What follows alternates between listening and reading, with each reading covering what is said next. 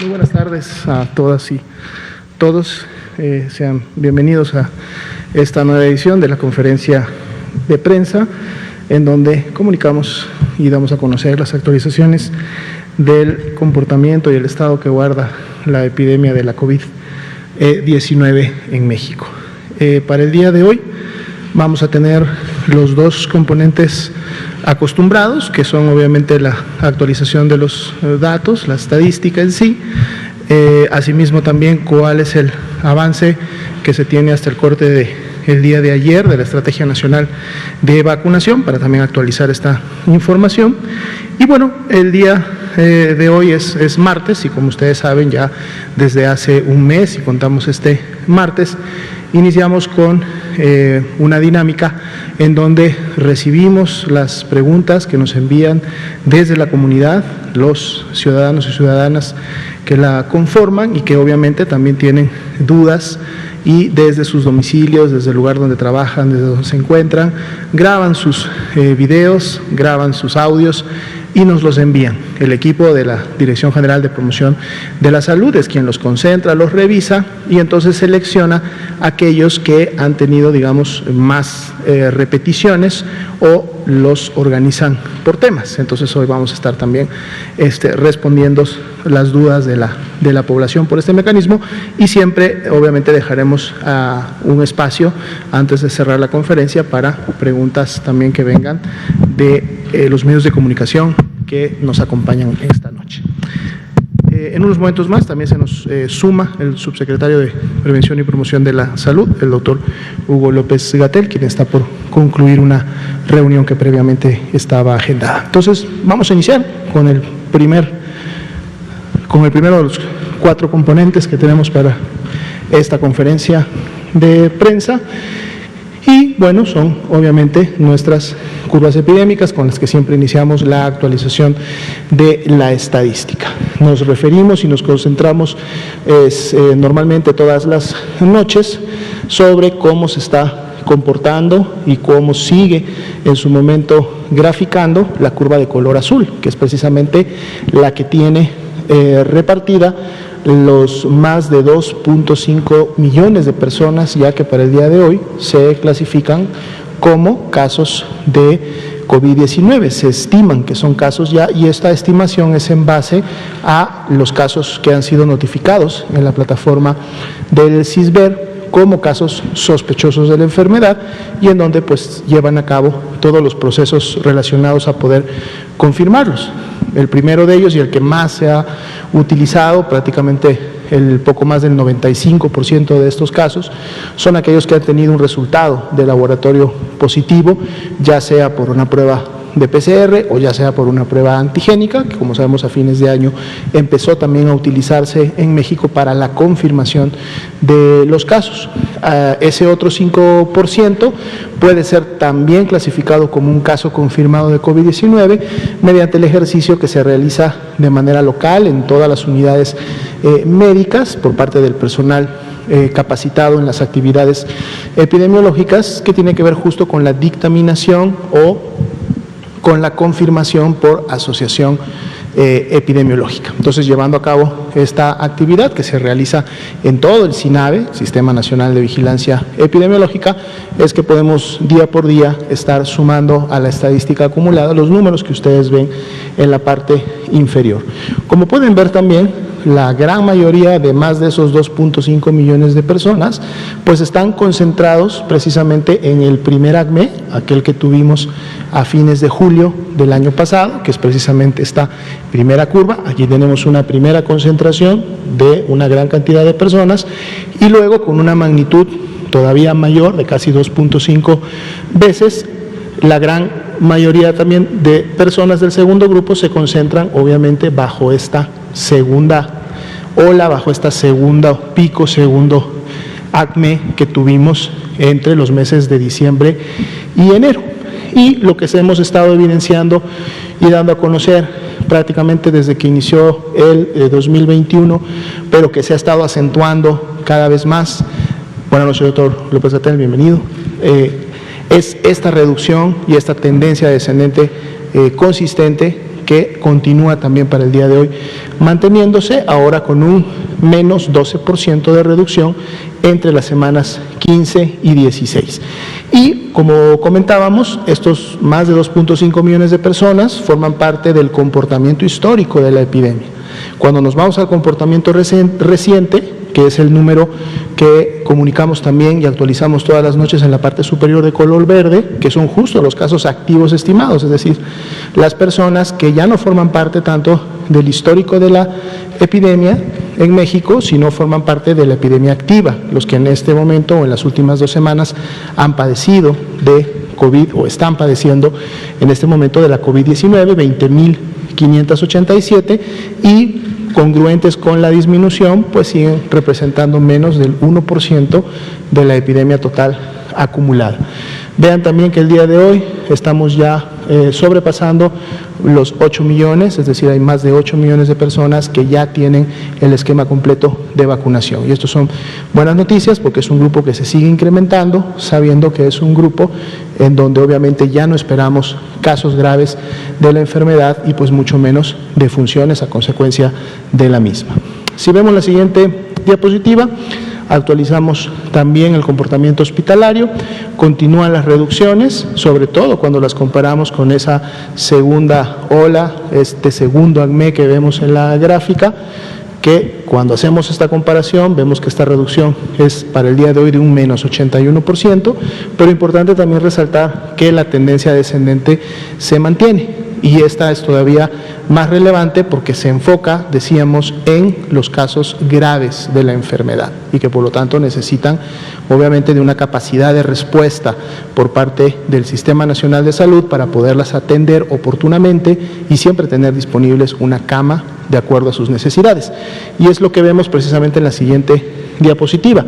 Enfocamos a camas generales, vemos la gran disponibilidad de camas de este tipo que existen en todo México, más de 26.200 camas disponibles, representan solo un 11% de ocupación nacional, destacando que para hoy inclusive continuamos disminuyendo esta ocupación, nos estamos más bien acercando al 10%, un punto porcentual menos que el día de ayer, y por lo mismo todas las entidades federativas tienen menos del 30% de ocupación, inclusive niveles todavía mucho más bajos.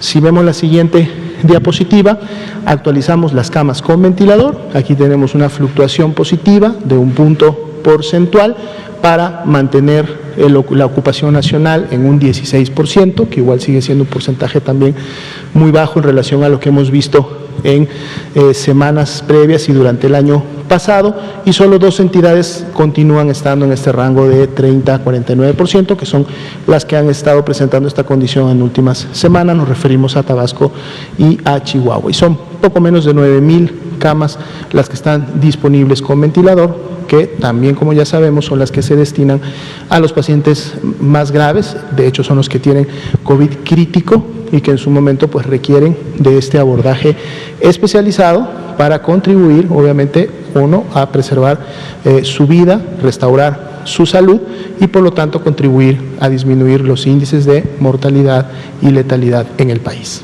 Sería la actualización para este componente. Gracias, doctor José Luis Salomía.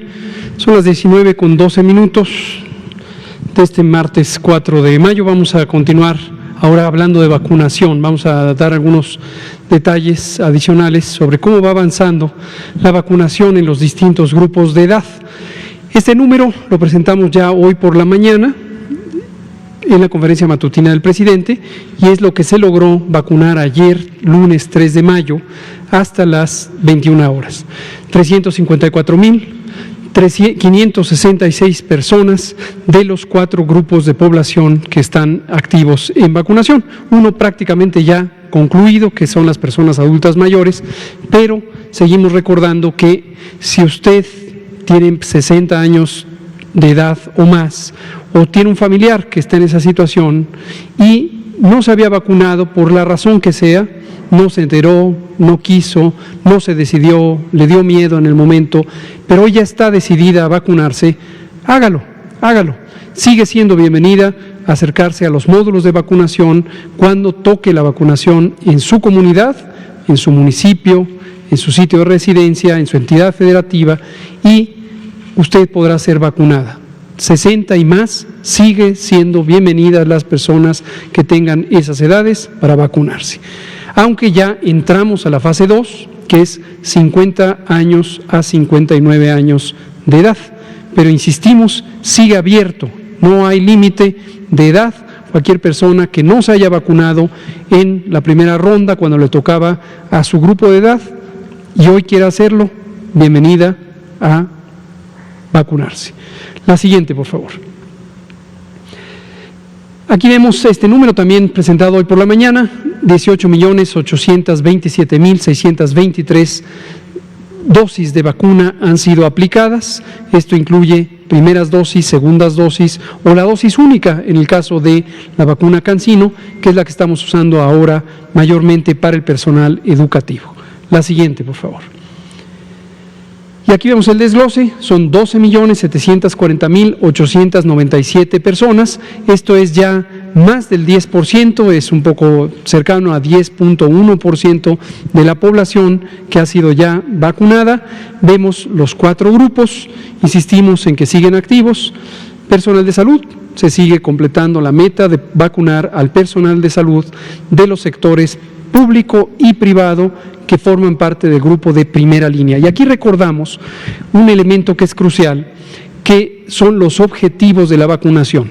El objetivo no es proteger a cada persona en lo individual, ese es el mecanismo de protección, pero el objetivo de la vacunación contra COVID es un objetivo poblacional. Comentábamos hace unos días que existe ya una tesis de jurisprudencia de la Suprema Corte de Justicia que fue pronunciada el 22 de febrero de 2019, que establece cuáles son las diferencias entre la noción del derecho de protección de la salud como un elemento individual comparado con un elemento colectivo.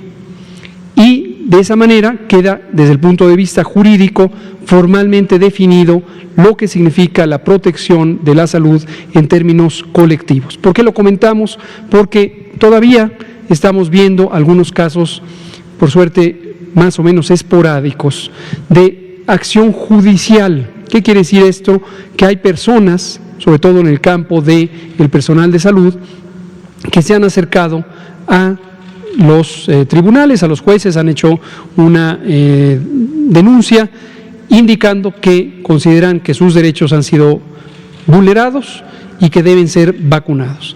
Y lo que hemos visto es que las resoluciones han sido mixtas, ha habido jueces que toman en cuenta esta visión contemporánea, insisto, ya formalmente pronunciada como una tesis que generó jurisprudencia por parte de la Suprema Corte de Justicia, 22 de febrero de 2019, y con base en ello dejan en claro que la prioridad de la política nacional de vacunación es la protección colectiva y por lo tanto no ha lugar que una persona quiera por una vía judicial en cierta manera saltarse la fila, anticiparse a la vacunación. Otros jueces y juezas parecieran no estar tan familiarizadas o familiarizados con esta visión contemporánea y todavía pronuncian sentencias favorables en juicios de amparo y establecen que deben vacunarse las personas. En algunos casos hemos tenido la conducta inmediata, obviamente de acatar las disposiciones del Poder Judicial. Es muy importante dejar en claro que en todos los casos se debe acatar las disposiciones, pero también hacemos manifiesto que conocemos que el Poder Judicial en este momento tiene un comportamiento mixto. Algunas tienen una visión más contemporánea, más moderna de la vigencia de las disposiciones legales actuales y otros todavía tienen una visión que solo contempla la perspectiva individual del derecho de protección a la salud. El caso de las personas médicas, las personas del sistema de salud, que son no solamente médicas y médicos, sino también otras 11 categorías laborales, como se conoce, como se especificó, como está claramente establecido en la Política Nacional de Vacunación contra COVID-19 en México y en muchos otros países, se define primera línea como aquellas personas que están en la primera línea de respuesta ante COVID. Esto tiene dos implicaciones. Por un lado, ciertamente el riesgo, la proximidad a el virus SARS-CoV-2 y por lo tanto la probabilidad de contagio, pero por el otro, lo que es fundamental y es lo que define a la primera línea, que es la importancia estratégica de la capacidad de respuesta del Sistema Nacional de Salud. Y no todas las personas que trabajan en el sistema de salud tienen esa condición de estar en la primera línea de respuesta.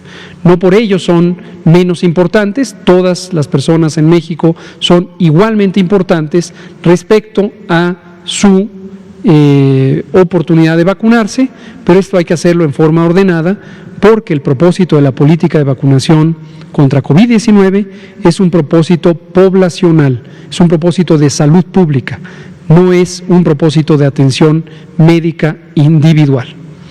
Esto ya lo habíamos comentado en otras ocasiones, pero de cuando en cuando conviene recordar al público en general y también a los medios de comunicación, pidiéndoles con todo respeto, nos ayuden a difundir lo que se comunica aquí en esta conferencia.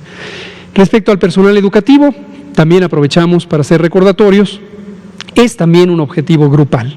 En lo individual se está vacunando y eso lleva a producir una respuesta inmune, una respuesta de defensas de cada una de las personas que son vacunadas. Son cerca de 3 millones, un poco más de 3 millones de personas identificadas claramente en los padrones o censos de vacunación. Pero el objetivo fundamental también es un objetivo grupal, que en esta situación, en el caso del personal educativo, no es el reducir la actividad epidémica en condiciones de alta transmisión, sino es exactamente lo opuesto, reducir el riesgo de transmisión cuando existen condiciones de baja transmisión. En su momento, hace varios meses, solamente Campeche estaba en esa condición y por eso iniciamos a vacunar al personal educativo solamente en el estado de Campeche. Después se sumó el estado de Chiapas, después se sumaron varias otras entidades y en este momento estamos en segmentos de 5 en 5 o 6 en 6 entidades federativas vacunando al personal educativo, justamente cuando acumulamos ya 15 semanas consecutivas de reducción de la epidemia.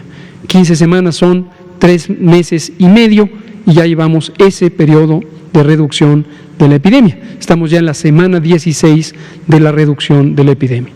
Entonces es un momento muy favorable y el objetivo nuevamente es un objetivo social, un objetivo general de población que es proteger a las personas en su conjunto para proteger los servicios educativos y facilitar el retorno a la normalidad en el segmento educativo, es decir, el regreso a las aulas, el regreso a las escuelas, lo que ayuda a garantizar el derecho fundamental de educación. Esa es la lógica del plan en estos dos aspectos. Las personas adultas mayores, que ya concluimos con la meta inicial, aunque acabo de hacer énfasis en que de todos modos siga abierta la oportunidad para aquellas personas que no se hayan vacunado y tengan 60 años de edad o más, ahí el objetivo fue reducir la mortalidad en esta población, independientemente de su ocupación, su lugar de residencia o cualquier otra circunstancia. Todas las personas adultas mayores fueron vacunadas con el propósito de reducir la intensidad de la epidemia, uno de los impactos más gravosos que desde luego es la pérdida de la vida. En el caso de personas de 50 a 59, el objetivo es el mismo, es complementario y en las demás categorías de edad irá conduciéndose la vacunación por este mismo objetivo.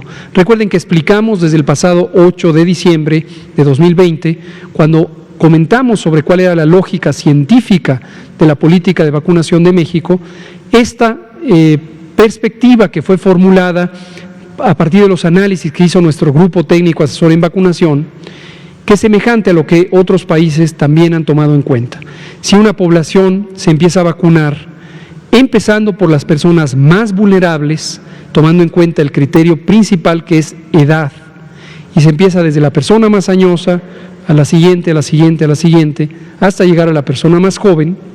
En el caso de México, cuando hayamos vacunado a 20% de la población, el impacto positivo será reducir 80% de la mortalidad. Esa es la misma lógica también para personas de 50 a 59 años. Y anticipo algo que vendrá en la fase 3, cuando ya vacunemos a personas de 40 a 49, el objetivo será el mismo, pero ahí aparecen también otros impactos muy positivos, como el hecho de facilitar la reactivación de la vida social y económica. Ese será un impacto adicional cuando vacunemos a las personas de 40 a 49. ¿Por qué razón? Sencillamente porque una proporción muy grande de las personas empleadas, las personas trabajadoras o las personas que tienen una ocupación generadora de riqueza para la comunidad, para el país, tienen esas edades. Y lo mismo irá ocurriendo con 30 a 39, 20 a 29. La siguiente, por favor.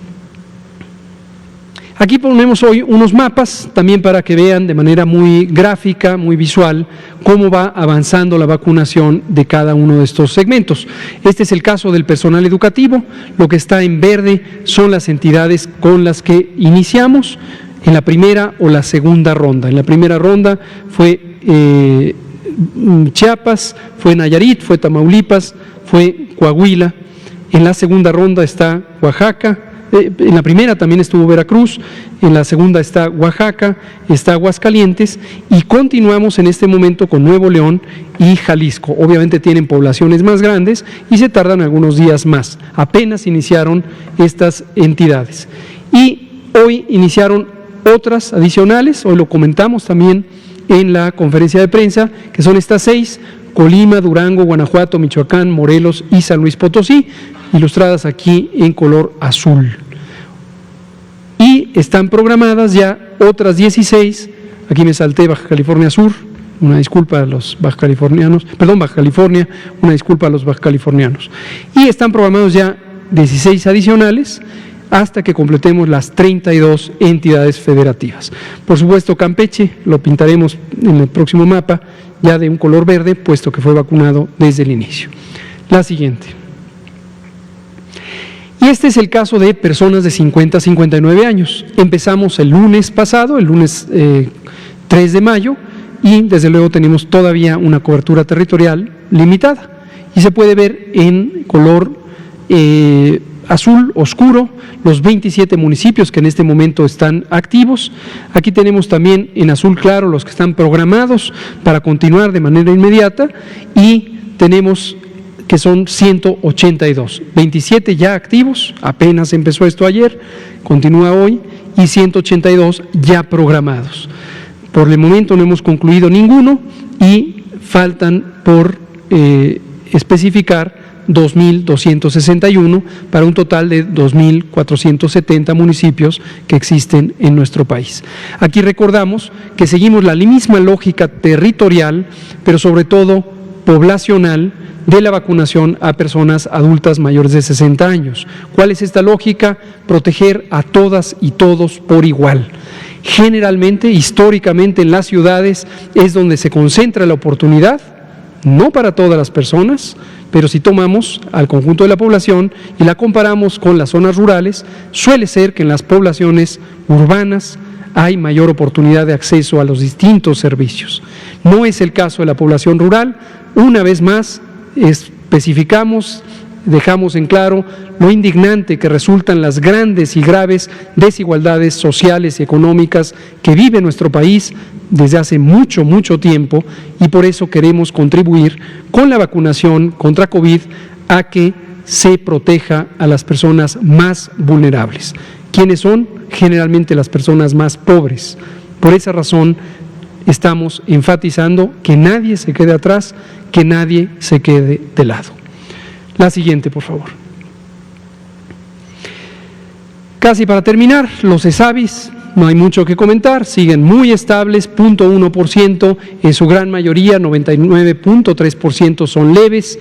Estas ESAVIS, estos eventos supuestamente asociados a vacunación e inmunización, son las reacciones secundarias, en su mayoría son pequeñas molestias, dolor, mareo, fiebre, náuseas, que duran unas horas o unos días y las personas se recuperan sin secuela alguna. Esto nos sigue mostrando que se trata de vacunas seguras, además de ser vacunas eficaces. La siguiente.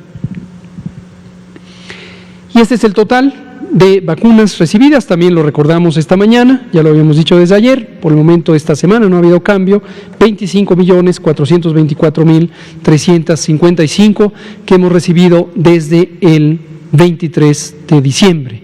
Se han aplicado ya más de 18 millones, casi 19 millones. La siguiente y penúltima, es el calendario de entregas, también lo hemos estado recordando. Esta semana tendremos la liberación de 850.900 dosis de la vacuna CanSino y de 1 millón de dosis de vacuna CoronaVac de la empresa china Sinovac, que llegarán el 6 de mayo. La siguiente, por favor. Hemos puesto a disposición un número telefónico de consulta ciudadana. Sabemos que hay gente que escucha esta conferencia, sabemos que hay gente que lee o escucha o ve una fuente de información confiable en los medios de información, públicos o privados, y que tiene la oportunidad de enterarse cuándo, cómo, dónde, por qué se está vacunando. Tiene también la oportunidad de enterarse qué vacunas se utilizan en México, tiene la oportunidad de enterarse que se trata de un programa gratuito. Tiene la oportunidad de enterarse que se trata de un programa único del Gobierno de México, que no es un programa que esté a cargo de los gobiernos estatales, ni a cargo de los gobiernos municipales, ni a cargo de legisladores, ni a cargo de organizaciones civiles, sociales o privadas. Es un programa único y es un programa del Gobierno de México y es un programa gratuito. No tiene nada que ver con otro fin que no sea el de proteger a la población mexicana. Pero hay personas que no tienen esa oportunidad y les ponemos un canal adicional de comunicación. Y es este número, un centro de atención telefónica sobre vacunación contra COVID-19. Este centro lo coordina nuestra Dirección General de Promoción de la Salud y le agradecemos al doctor Ricardo Cortés y a su equipo de trabajo por haber puesto a disposición este número. 55 36 84 03 70. Lo vamos a estar difundiendo por distintos medios. Por favor, corra la voz.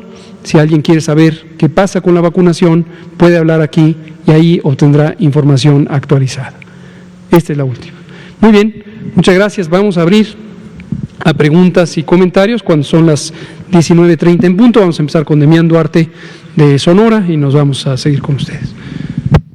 Sí, buenas tardes, doctor López-Gatell, doctora Lomía, un gusto saludarles a ustedes y al auditorio, compañeros por aquí. Doctor, hay una cuestión que fue anunciada la semana pasada y yo le quiero pedir su comentario al respecto. Por ahí el Sindicato de Trabajadores al Servicio de los Poderes del Estado Mexicano de la Federación, manifestó una queja en términos de que ellos se negaban a regresar a sus actividades cotidianas en tanto no fueran vacunados todos. A los 3 días, la Secretaría de la Función Pública del Gobierno Federal anunció que en efecto no tienen por qué regresar y que será hasta el 31 de julio. Se entiende la situación de alguna manera desde cierta perspectiva, sin embargo, la mayoría de los mexicanos, de los ciudadanos, no la comprendemos del todo, puesto que todos nosotros hemos seguido trabajando, haciendo nuestras actividades cotidianas, porque nosotros tenemos que trabajar para vivir, y al parecer, los trabajadores sindicalizados, y conste que no es ninguna grilla, pues están muy cómodos porque siguen percibiendo sus sueldos y sus prestaciones sin necesidad de acudir a sus centros de trabajo. La pregunta en particular es al respecto de qué es lo que justifica esta excepción que se hace al 1.200.000 trabajadores afiliados al Sindicato Único de Trabajadores al Servicio de los Poderes del Estado, puesto que el resto de la población económicamente activa, pues sí hemos tenido que tomar los riesgos, trabajar, acudir a nuestros centros laborales y seguir con nuestra vida adelante, obviamente con las medidas de cuidado y las restricciones, que se han manifestado alrededor de la pandemia. Si puede comentar al respecto, y tengo otra pregunta, por favor. Con mucho gusto, Demián Duarte. Es una pregunta que me parece importante e interesante, además, de visualizar. Las personas trabajadoras del sector público, del gobierno de México, nos referimos al gobierno federal, tienen un único patrón, un único contratante, que es el Gobierno de México. Por supuesto, cada quien trabaja en una dependencia o una unidad administrativa, un órgano desconcentrado o descentralizado, y puede tener distintas fuentes de ingreso, distinta nómina. Nosotros en salud, habrá quien está en educación, habrá quien está en transportes, etcétera. Pero nuestro patrón único es el Gobierno de México. Cuando se establece esta disposición de suspensión temporal de las actividades de estas personas, no es porque estén afiliadas a un sindicato en particular y a través de sus afiliaciones sindicales a una federación sindical en particular. No, podrían no estar afiliadas a sindicato alguno, podría ser, quizá algún día lleguemos a esa condición en México, ahora que está revisándose y cambiando la reglamentación sobre libertad de asociación para modernizar al país en un sentido de justicia social y de democracia. Puede ser que a lo mejor en unos años haya distintas representaciones sindicales en los campos del empleo, también del sector público. Entonces no tiene nada que ver, la disposición no es para aquellas personas que están en un sindicato o en una federación sindical en particular, es para quienes son o somos empleadas y empleados del Gobierno de México. La lógica no es una lógica de protección de las personas. Esto es análogo a lo que acabo de comentar respecto a lo colectivo versus lo individual. La disposición que surgió de una disposición técnica cuando establecimos la Jornada Nacional de Sana Distancia, allá por marzo de 2020, y que después continuó en la modalidad diferenciada por estados con la nueva normalidad y el sistema de semáforo de riesgo COVID. La disposición técnica tiene como propósito reducir la movilidad en el espacio público. Recuerden cómo empezó la epidemia, la importancia de suspender la mayor cantidad de actividades en el espacio público. Ahí surgió el quédate en casa, ahí surgió la suspensión temporal de las clases o de las operaciones del sistema educativo nacional, ahí surgió la suspensión temporal de todas las actividades laborales en los sectores público, social y privado, excepto aquellas declaradas como esenciales.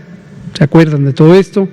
Eso fue marzo, se extendió hasta el final de mayo, después pasamos a la nueva normalidad, el semáforo de riesgo COVID, y así hemos continuado.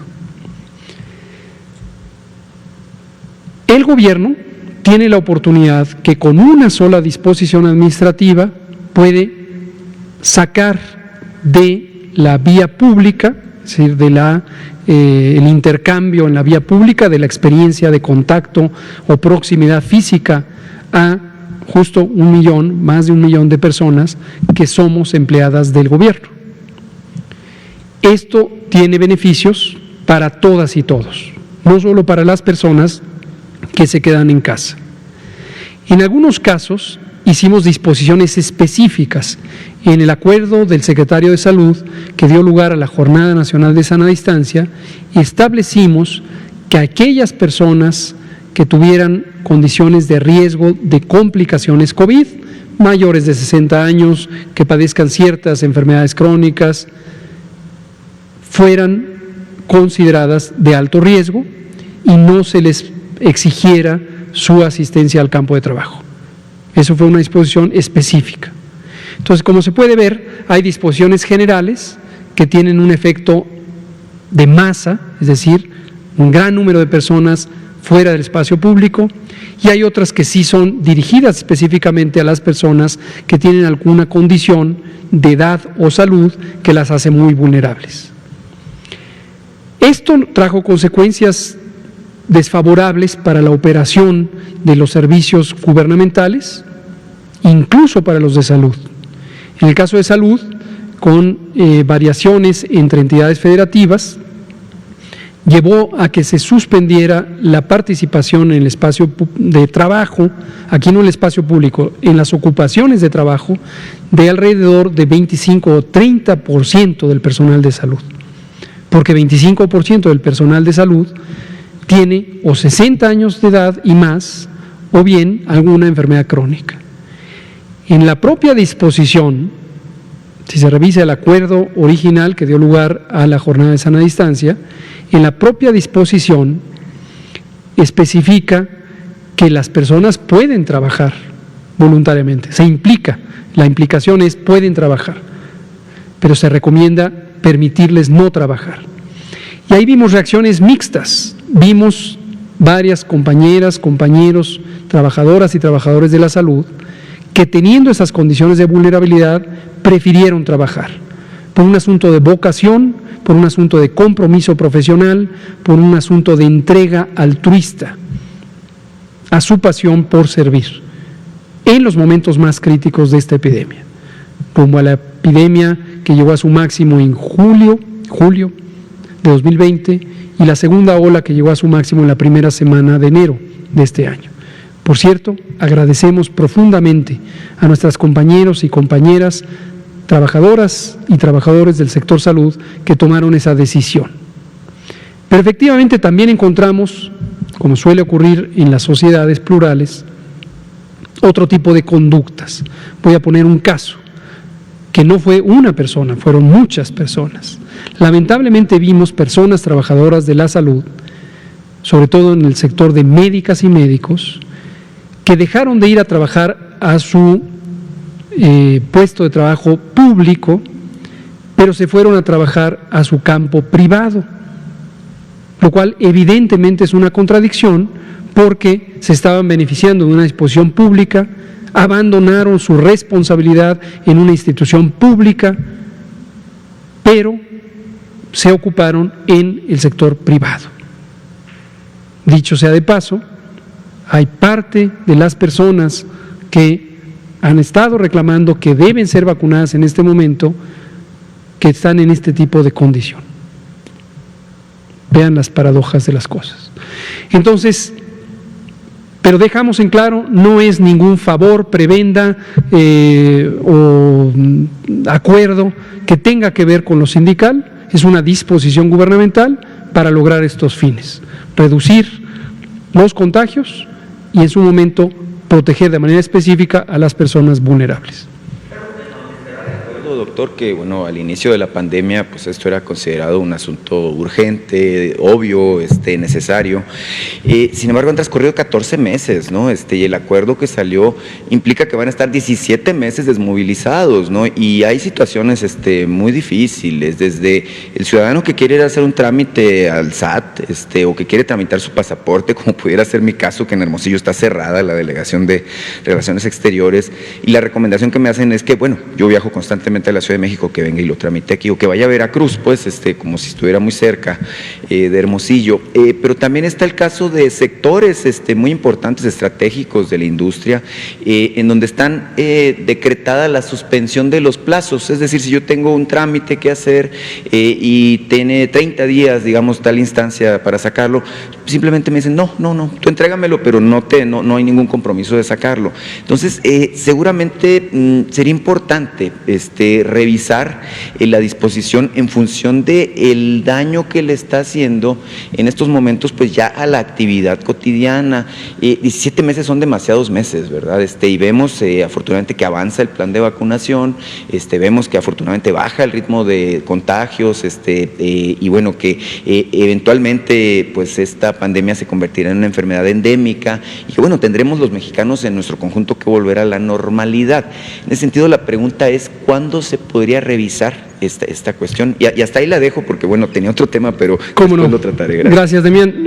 Eso me parece completamente legítimo, que existan opiniones diversas. Si alguien tenía que sacar un trámite que era importante para la persona, tomemos su propio ejemplo aquí formulado, pues usted considera que es indispensable que esté abierta la Oficina de Relaciones Exteriores. Pero si lo vemos en el conjunto macro de la población, recordar que la salud pública implica observar al país en su conjunto, todo el fenómeno país en su conjunto. ¿Cuándo es procedente revisarlo? Lo revisamos periódica y continuamente. O sea, no es que se quedó y uy, qué barbaridad, no nos dimos cuenta, de ninguna manera. Esto lo revisamos periódicamente, hacemos reflexiones sobre los balances de dos cosas, esto lo hemos comentado varias veces: manejar, controlar una epidemia cuando no existen medidas de protección específicas. Ahora existe la vacuna, Antes no existía la vacuna, pero la vacuna no se pone de un día para otro. Entonces apenas llevamos ahorita 10% de la población vacunada, es excelente, pero todavía nos falta 90%.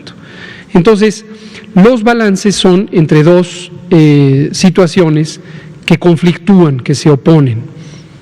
Por un lado, queremos reducir la movilidad de las personas. Movilidad no es solamente salir a la calle o viajar o no viajar, es salir al trabajo, es salir a la escuela, es reunirse con las otras personas, es usar el transporte público, es encontrarse en los espacios públicos. Todo eso es la movilidad. Queremos reducirla. ¿Por qué queremos reducirla? Porque eso ayuda de manera directa a que haya menos contagios. Durante muchos meses, en México y en todo el mundo, esa ha sido la herramienta principal y lo sigue siendo. En términos de el efecto principal, este es el mecanismo para reducir contagios. No hay otro, puesto que la vacuna lleva un tiempo para que sea aplicada. Hacerlo tiene la ventaja de controlar la epidemia, pero tiene la desventaja de que afecta la economía, la sociedad, el estado emocional, los trámites, etcétera, etcétera. Si nos vamos del otro lado y abrimos, va a estar muy feliz las personas que necesitan hacer un trámite, pero obviamente va a tener una consecuencia. Para la persona en lo individual, a veces es difícil visualizar qué hay además de uno mismo. Es parte de la naturaleza humana. Entonces, es importante tomar en cuenta el conjunto. Lo revisamos periódicamente, la apreciación de que si es mucho, 17 meses y debería haber sido, ¿cuánto? ¿12? ¿11? ¿10? Todo depende de lo que esté ocurriendo en términos epidémicos.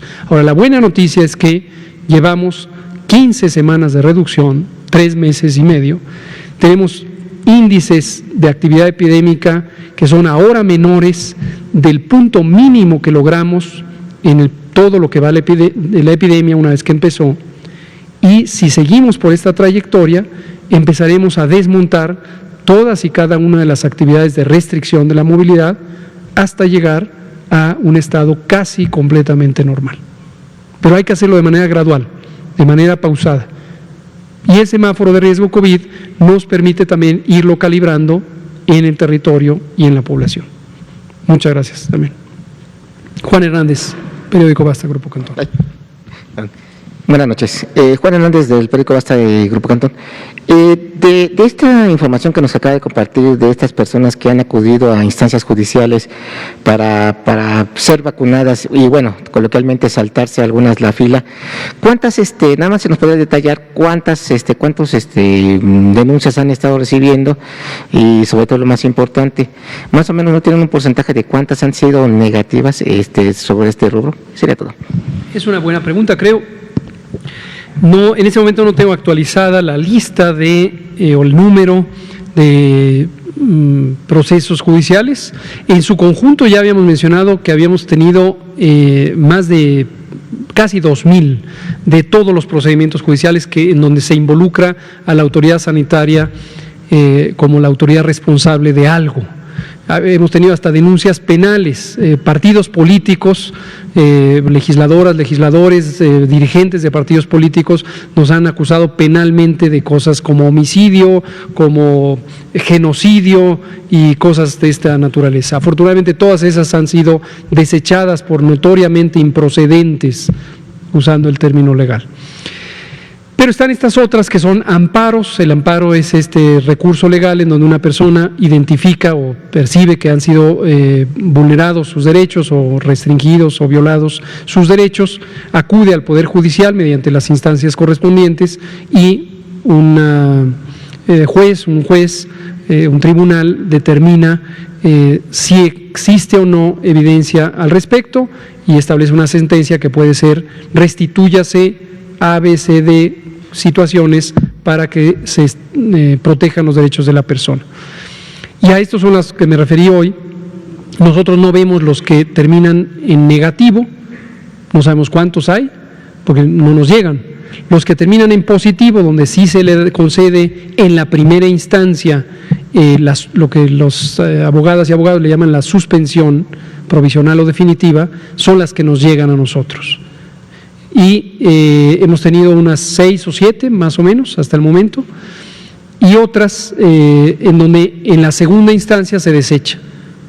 Se dice, hemos alegado algunas desde la oficina de nuestra abogada general, y en la segunda instancia se dice efectivamente no tenía razón el juez de la primera instancia, esto es improcedente y se suspende la acción en ese sentido.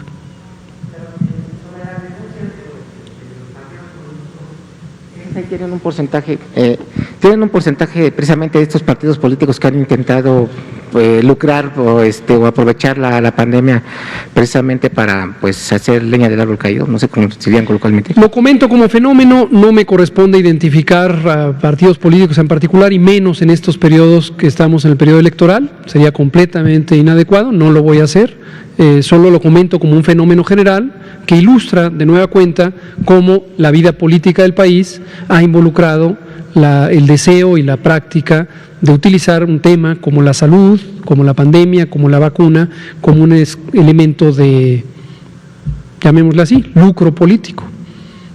Muchas gracias. Por favor, adelante.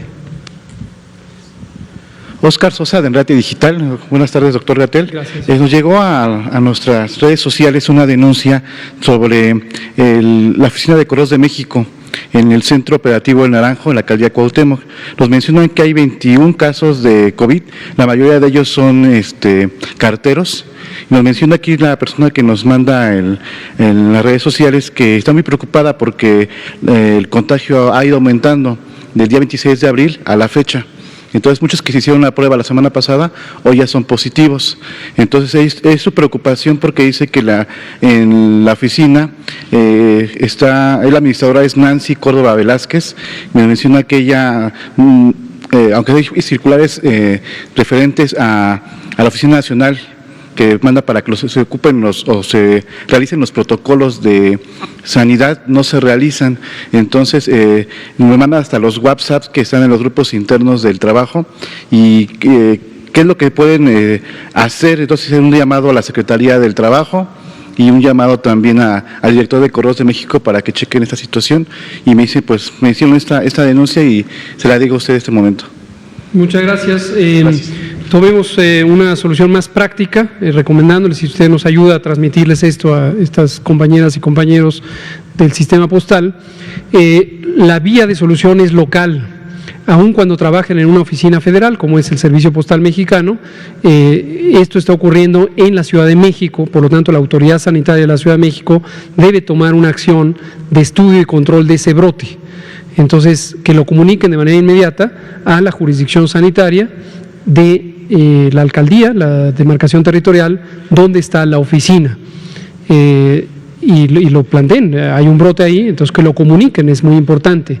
Independientemente de que con todo gusto lo podemos comentar con la directora, no es director, es directora del Sistema Postal Mexicano, nuestra muy querida Rocío Bárcenas, estuvo esta mañana aquí para cancelar un timbre, y le vamos a decir con mucho gusto, en este momento le compartimos esa información, pero insisto para las colegas y esto también de manera generalizada, si usted está experimentando una situación de riesgo COVID en su trabajo, no intente canalizarlo solamente por la vía laboral o quejándose en su oficina, con el jefe de su oficina, con la directora de su oficina. Eso es un asunto de salud, de atención local. Comuníquelo a la jurisdicción sanitaria para que tomen una acción inmediata de prevención, de control, de estudio del brote. Muchas gracias. Por favor, adelante.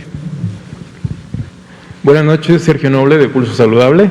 Señor subsecretario, preguntarle si ya hay fecha para la segunda dosis de adultos mayores en el municipio de Tecámac, Estado de México. En cada municipio hay una fecha, no hay duda, y lo hay en todas. ¿Cuánto es específicamente? Depende de qué vacuna le pusieron. Y recordar, lo tenemos ya en la página coronavirus.gov.mx, una tabla que muestra el intervalo de tiempos razonables para la aplicación de la segunda dosis. Varían entre vacunas, algunas son de 21 días, otras son de 28, otras son de 2 meses, etcétera. Ok, y una más. Mencionaba usted que cuando el 20% de la población esté vacunada ya se verían más reflejados la disminución en los contagios. ¿Tiene usted un estimado de cuándo estaríamos llegando a este porcentaje? Ayer me lo preguntó Patricia Rodríguez Calva de Grupo Imagen, con mucho gusto lo vuelvo a comentar. Gracias. De acuerdo a la velocidad que está teniendo la vacunación y considerando los retrasos que tiene el proceso de entregas de vacunas, no solo para México, sino para todo el mundo, que a su vez dependen de los retrasos en la fabricación de vacunas, consideramos de una manera prudente que posiblemente rumbo a mitad de julio, el séptimo mes del año, julio, estaremos llegando a completar gruesamente 24 millones de personas vacunadas. Cuando lleguemos a 24 millones, dado que la población de México tiene 126 millones, gruesamente estaremos en el 20% de población vacunada. Todavía será dentro de la categoría de 50 y más, donde se alcanzará ese bloque.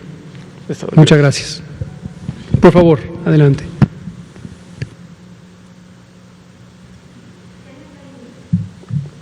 Adelante, Janet Galindo, por favor. Gracias. Janet Galindo, de Mundo Farma. Doctor, buenas noches. Con respecto a, debido a la pandemia, pues se ha presentado un desabasto a nivel mundial en materias primas para la fabricación de vacunas. Podemos ver ahorita el caso de India, ¿no? Que hay un plan del país para ver cómo vamos a solucionar nosotros esto, o cómo va a venir el abasto y la fabricación aquí en México. Muchas gracias, Jared Galindo de Mundo Farma. Así, déjeme hacer algunas especificaciones. Gracias. La escasez global no ha sido de materias primas de las vacunas. Las materias primas de las vacunas, o APIs, ingredientes activos, como se conocen en el mundo farma, son justamente los productos patentados, el virus vector, los adenovirus en uno de los casos, la hebra de RNA mensajero modificada en las vacunas que son de RNA, y estos son generalmente productos sintéticos, no es material que tenga que extraerse de algún producto vegetal o de un producto mineral, son productos sintéticos. La velocidad de su fabricación es lenta y en condiciones efectivamente de estrés de la economía mundial, la capacidad de producir a veces se ve interferida. Por ejemplo, en la producción de vacunas se utilizan algunos filtros de alta eficiencia para purificar por completo los graneles de las vacunas. Y estos filtros, dada su complejidad tecnológica, solo se fabrican en ciertos lugares.